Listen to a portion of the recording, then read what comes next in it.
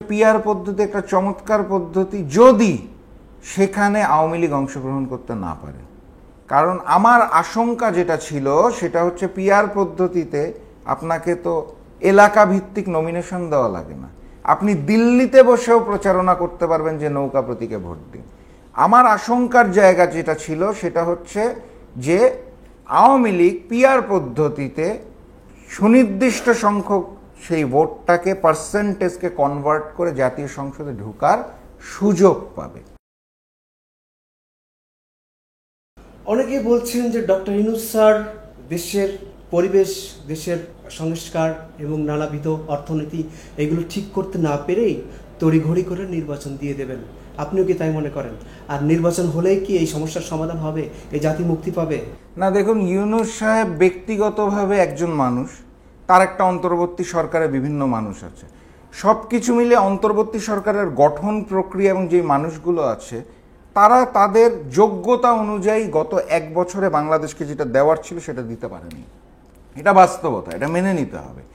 এবং কিছু বিতর্কিত কার্যক্রমও তারা করেছে, যেমন জাতিসংঘের মানবাধিকার কার্যালয় বাংলাদেশে নিয়ে আসার সিদ্ধান্ত। কেন আমি জানি না, শেখ হাসিনার আমলে বাংলাদেশে সবচেয়ে বেশি মানবাধিকার লঙ্ঘন হয়েছে, তখন জাতিসংঘের মানবাধিকার অফিস বাংলাদেশে প্রয়োজন হয় নাই, দরকার হয় নাই, আসেও নাই, এখন এসে তারা কি করবে? তো এই ধরনের কিছু বিতর্কিত কার্যক্রম তাদের আছে।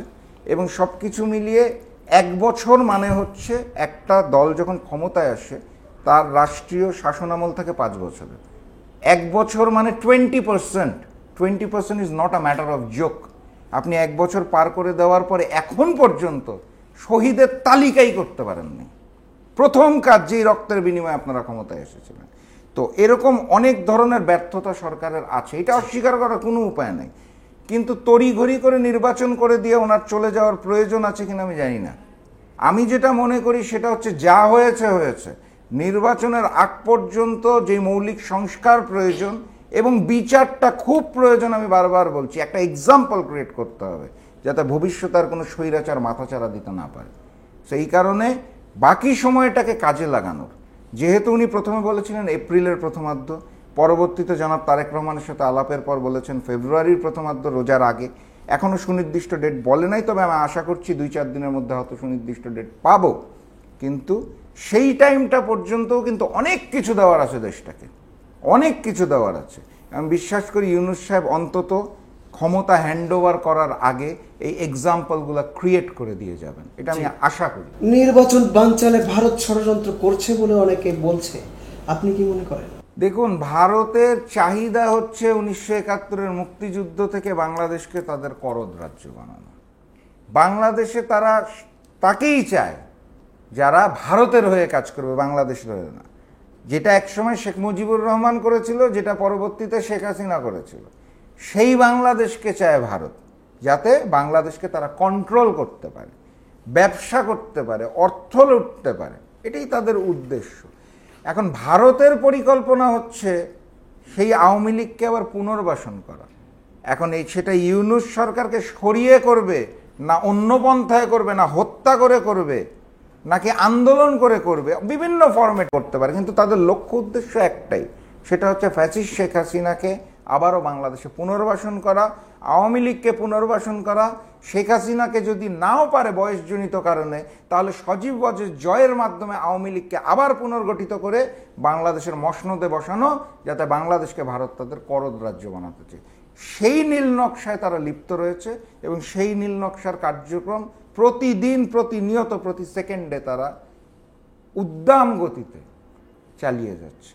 এই জায়গাটাতে আমাদের সচেতন হওয়া ছাড়া উপায় নাই এবং অন্তর্বর্তী সরকারকে জোরালো পদক্ষেপ রাখতে হবে, যেটা আমি বারবার বলি। আপনাদের সঙ্গে জামাতের কোনো জোট হওয়ার সম্ভাবনা আছে কিনা?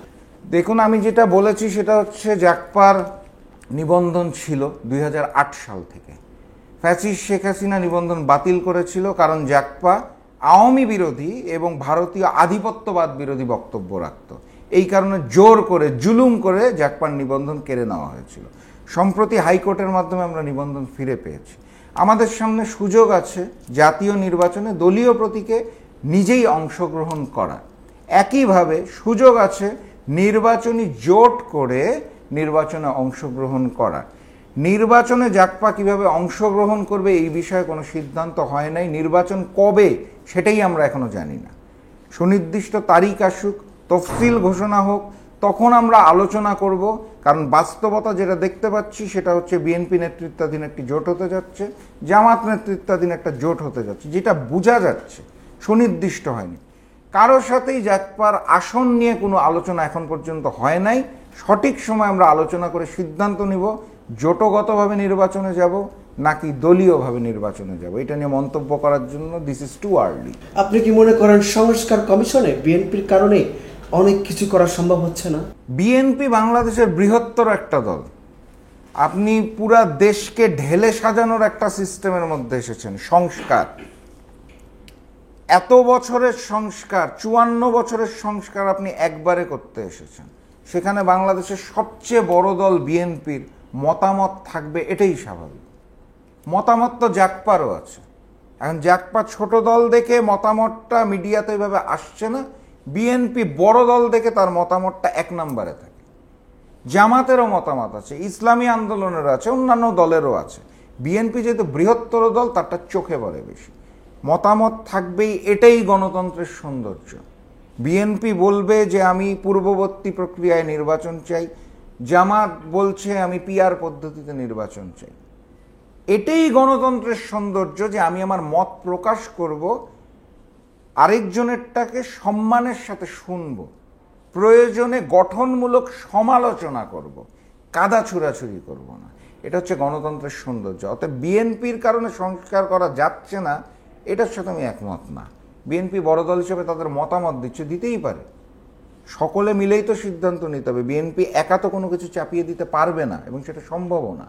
সকল দল মিলে সিদ্ধান্ত নিয়ে সংস্কার করা হবে। পিআর নিয়ে আপনার দলের অবস্থান কি? দেখুন, আমি একদম শুরু থেকে যেটা বলতাম সেটা হচ্ছে পিআর পদ্ধতি একটা চমৎকার পদ্ধতি, যদি সেখানে আওয়ামী লীগ অংশগ্রহণ করতে না পারে। কারণ আমার আশঙ্কা যেটা ছিল সেটা হচ্ছে পিআর পদ্ধতিতে আপনাকে তো এলাকা ভিত্তিক নমিনেশন দেওয়া লাগে না। আপনি দিল্লিতে বসেও প্রচারণা করতে পারবেন যে নৌকা প্রতীকে ভোট দিন। আমার আশঙ্কার জায়গা যেটা ছিল সেটা হচ্ছে যে আওয়ামী লীগ পিআর পদ্ধতিতে সুনির্দিষ্ট সংখ্যক সেই ভোটটাকে পার্সেন্টেজকে কনভার্ট করে জাতীয় সংসদে ঢোকার সুযোগ পাবে। কিন্তু আমরা সম্প্রতি যেটা দেখতে পেরেছি, অন্তর্বর্তী সরকার ঘোষণা করেছে আওয়ামী লীগের এই মুহূর্তে কিন্তু নিবন্ধন বাতিল করে রাখা হয়েছে। এবং আপনি নির্বাচন কমিশনের ওয়েবসাইটে গেলেও দেখবেন যে তাদের প্রতীকের ওই জায়গাটা শূন্য রাখা, কারণ তাদের নিবন্ধন এই মুহূর্তে স্থগিত অবস্থায় আছে। সেটাই যদি হয় তাহলে আওয়ামী লীগ জাতীয় নির্বাচনে অংশগ্রহণ করতে পারছে না, যেটা জাকপারও একটা দাবি যে আওয়ামী লীগের অপরাজনীতি চিরতরে বাংলাদেশ থেকে নিষিদ্ধ করতে হবে।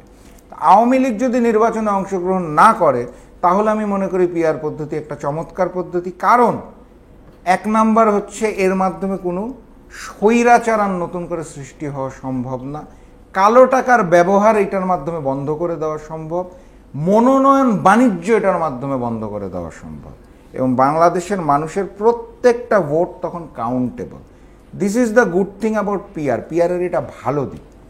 সমস্যার জায়গাটা হচ্ছে পিআর পদ্ধতি সম্পর্কে বাংলাদেশের মানুষ এখনও প্রপারলি অবগত না, এবং জিনিসটা তারা ঠিকমতো জানে না। যদি পিআর পদ্ধতিতে নির্বাচন করতে হয় তাহলে অবশ্যই আগে জনগণকে পদ্ধতিটা শিখাতে হবে, জানাতে হবে, সুশিক্ষিত করতে হবে। ব্যাপারটা এইটা না যে জানে না দেখে কখনো করাই যাবে না, জানাতে হবে, জানালে সম্ভব। আমরা যখন প্রথম মোবাইল হাতে পেলাম, স্মার্টফোন চালাতে পারতাম না, করতে করতে অভ্যস্ত হয়েছি। এখন দেশের মানুষ প্রস্তুত না পিআর সম্পর্কে, দেশের মানুষ জানে না। এটা তো আজকে জানে না, 5 বছর পর যে নির্বাচন হবে তখনও তো আমি বলবো জানে না, তারপরের বারও বলবো জানে না। দেশের মানুষ কখনোই প্রস্তুত না, কারণ আপনি তো ইউজই করতে দেন নাই।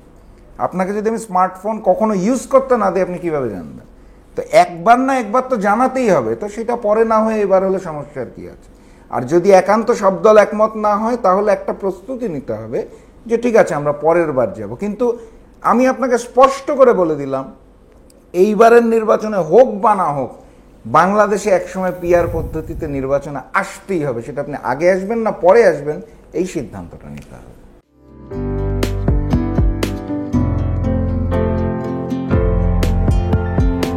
1 জানুয়ারি 2025 ইউটিউব জার্নালিজমের অগ্রদূত changetv.press 6 বছর পেরিয়ে পা রাখলো গর্বিত আমি অত্যন্ত আনন্দিত হলাম যে চেঞ্জ টিভি আগামী কয়েকদিনের মধ্যেই 6 বছর পূর্ণ করবে। আর হাঁটি হাঁটি পা পা করে চলা শুরু করে এখন সে বেশ দৌড়াদৌড়ি করছে বলা যেতে পারে। ও নামটাও অত্যন্ত বলবো যে সিগনিফিক্যান্ট, যে চেঞ্জ, এই গণঅভ্যুত্থান কিন্তু চেঞ্জ এসেছে। সেই হিসেবে তোমার টেলিভিশনের, তোমার এই চ্যানেলের নামের একটা যথেষ্ট মিল পাওয়া যায়। আমার প্রত্যাশা যে এই গণঅভ্যুত্থানের যে প্রত্যাশা, যে আশা আকাঙ্ক্ষা, চেঞ্জ টিভি সেটিকে এগিয়ে নিয়ে যাবে। তোমাকে শুভেচ্ছা। চেঞ্জ টিভি যারা সম্পৃক্ত আছেন, যারা কর্মী আছেন, সামনে পেছনে সকলকে আমার শুভেচ্ছা।